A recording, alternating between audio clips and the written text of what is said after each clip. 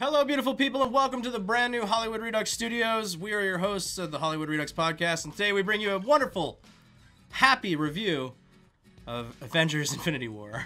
Very happy movie. It's one that nobody will have a bad day after at all. It's a family fun film.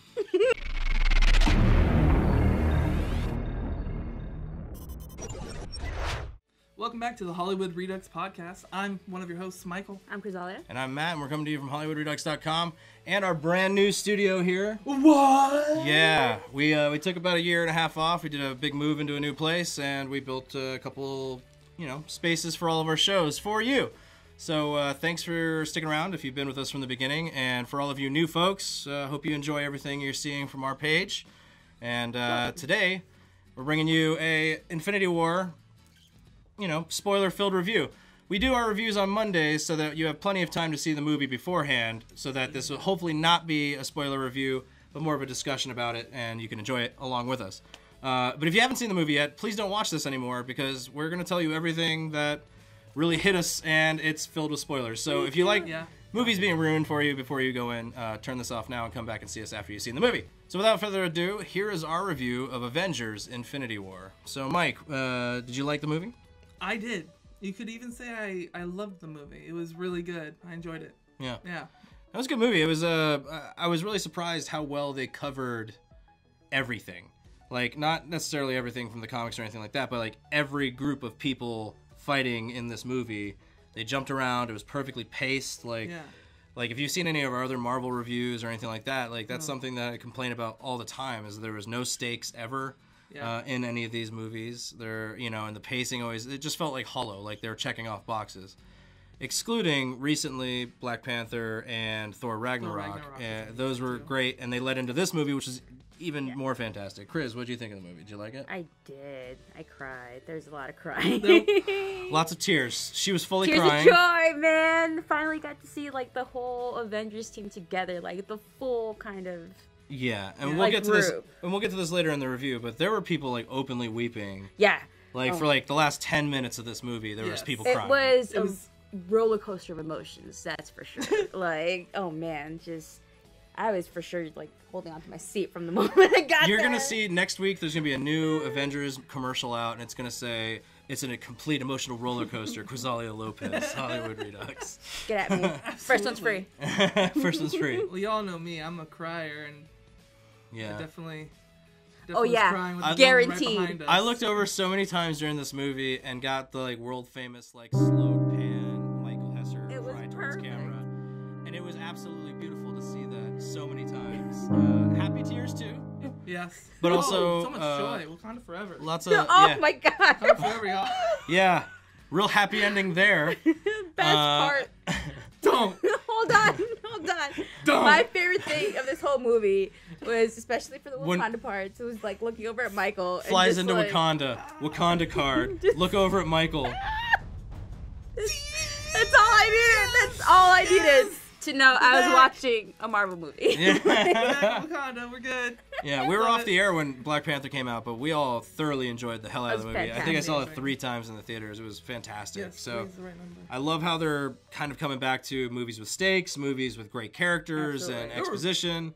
Really high stakes in this one. Very. Yeah, I mean, when you start the movie, first spoiler really coming out of the gate is, and you start the movie and you kill somebody like Loki, who's been there for a very long time, and Idris Elba's character dies as well, and he kind of, his dying action was trying to still save humanity, both Loki and Idris Elba's character. I can't think of his name right now. You can hate me for that, but whatever. Idris Elba is Idris Elba in every movie, and he's awesome. He's awesome. And That's right. And it hurt. That was the thing that hit me first. I was we were going into it and we were talking okay, well, there's going to be this whole thing where Cap or Iron Man's going to die. Yeah, and then the next movie it's going to be avenging that, and it's going to be something crazy. And then maybe they'll die too because contracts and things were up. Yeah. But way off base. Yeah, you go going into the movie that someone's going to die no matter what. So you know there's something is going to happen in this movie where you're okay, I have to accept what's happening, and there's that. But people's going to die. Exactly. So yeah, I mean, you don't get just crying Tony Stark in trailers holding a body of somebody. That moment made me cry. We'll get to that in a little bit. But no, it was this movie was great. Like the pacing of it was excellent. Like you just start running gun right into it. Yeah. Loki dies. Where you were. Always, absolutely. Too. I love that. It was different in Civil War where you kind of jumped around, but this one, Earth, space, nowhere. Like wherever you may go, it was very clear where you were. Which is actually a place. He's not just nowhere. It was great how everybody kind of met each other. It was really well thought out. You know, it was very convenient in some spaces, but also excellent. It moved the story along really well. I mean, it didn't feel like... I always compare it to something like Batman versus Superman, where it's like that movie had 3 comic books, like graphic novels in it, and a lot of story and everything. They just pushed through it, and it felt meaningless. Yeah. And like you can see our review for what we thought of that, but like we actually kind of liked the movie, but there's still like a lot of things like that working against it. Yeah. This movie packed a schload of fucking information into it. Yeah. That was like full of magic, full of wonder. The scenes all worked together. They were like paced out evenly. There was always kind of like a beginning, middle, and end to each segment. So it was like you were almost watching like, reading like mini comics leading up to the big novel of like this big epic battle, and it was really cool. I really liked it. A lot of backstory with Gamora and Thanos. That was epic. That was epic. She has this really cool like blade from him too. Yeah, which gotta balance everything out, and that's apparently. I mean, a great way to. That's one thing. That's one thing that I didn't think I would like about this movie is I didn't like how Thanos looked in the earlier previews, and but the visual effects didn't bother me at all throughout this movie. Like that's usually something I can pick apart. Is like I look for that on a daily basis at my day job, so I easily pick out bad VFX. There was only one that bothered me the entire time, and it was Bruce Banner in the Hulkbuster suit at the end of the movie.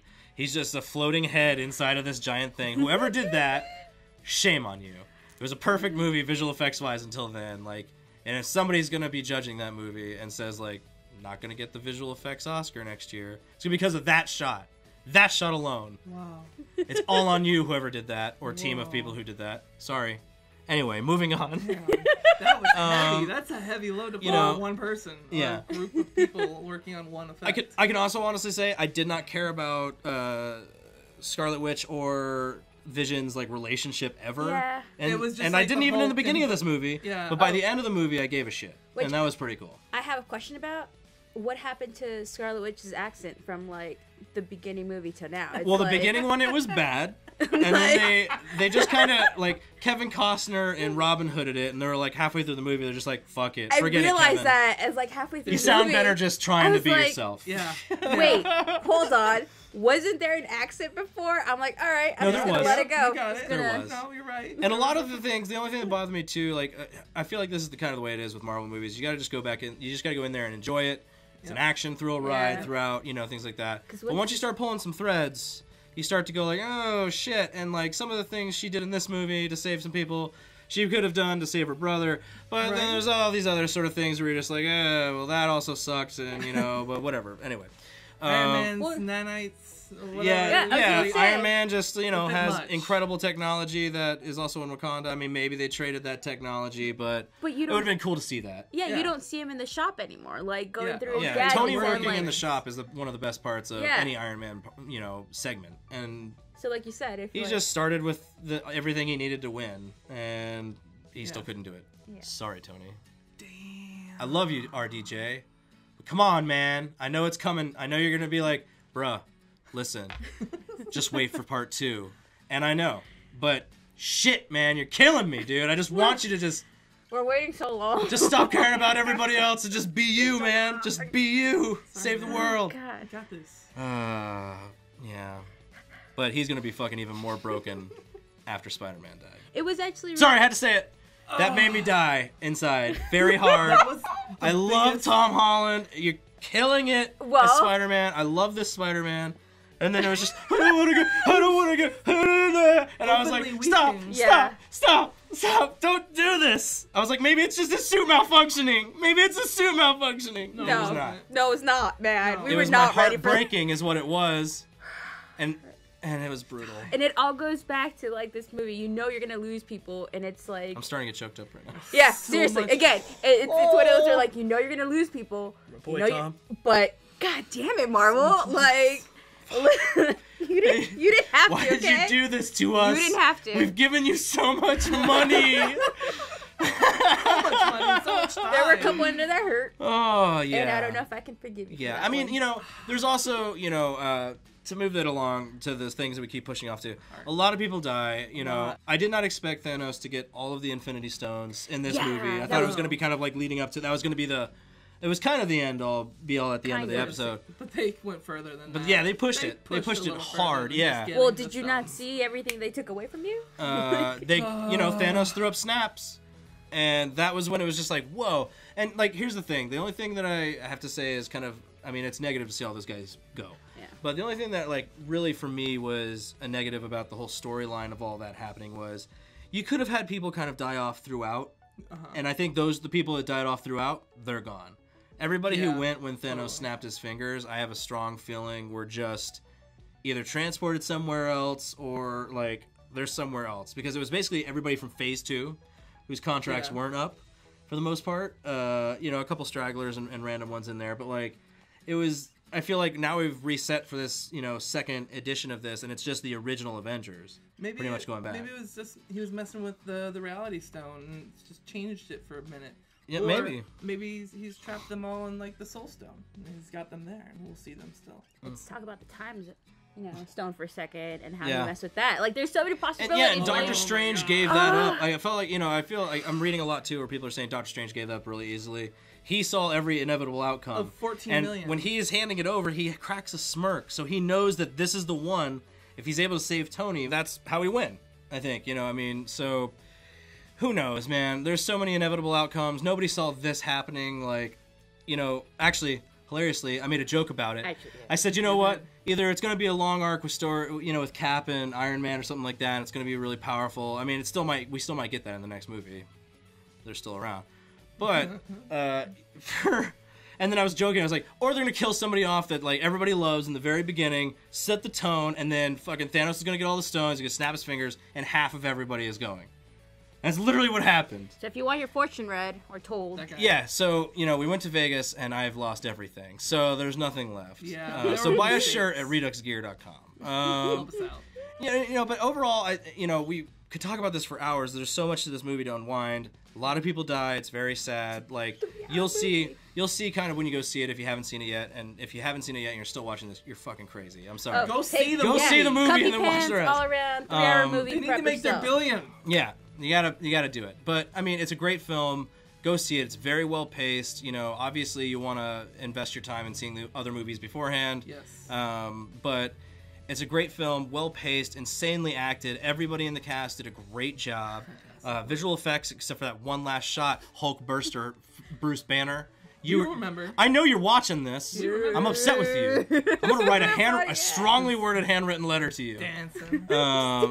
Yeah, he's just dancing. He's just happy he's alive. Just happy he's alive up there.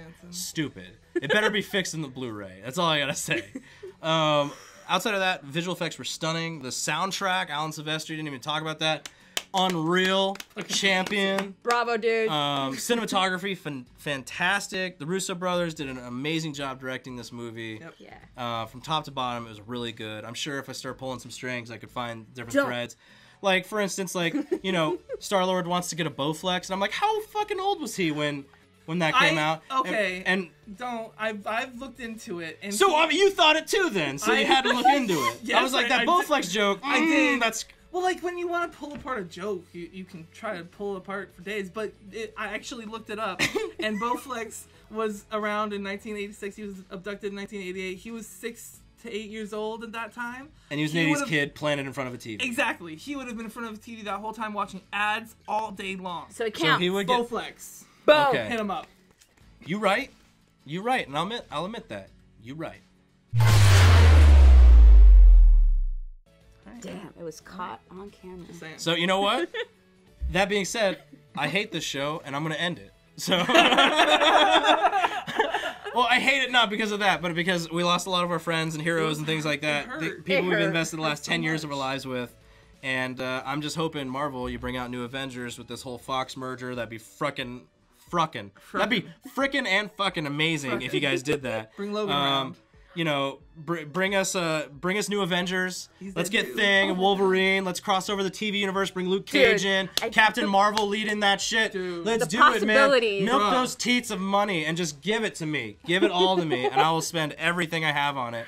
Take it out. But we won't have Nick Fury for now. That's okay. Well, that's okay. But you know what? Sam Jackson needs a vacation. He works every day of the year. He almost got his full line out. He did. And please give us a motherfucker from Sam Jackson. That would be amazing. Have him just show up randomly in the Deadpool universe if you have to. You can at least give us that come one. on, dude. And then they can just have a motherfucker off. Like, it would be fantastic. But for the Hollywood Redux Podcast, I hope you enjoyed our review. Please let us know what you thought in the comments below, if you hated it, or if you the movie, or if there's any, or the review, or any things that we missed that you wanted us to talk about. Like, please let us know. You can find me by my name or by Matt-Directs on social media. You can find me at Chrysalia on all social medias. And I'm at What the Hess. Everywhere. And we're the Hollywood Redux Podcast. Hope you enjoyed the show. We'll see you next time. Bye-bye. Bye. Bye.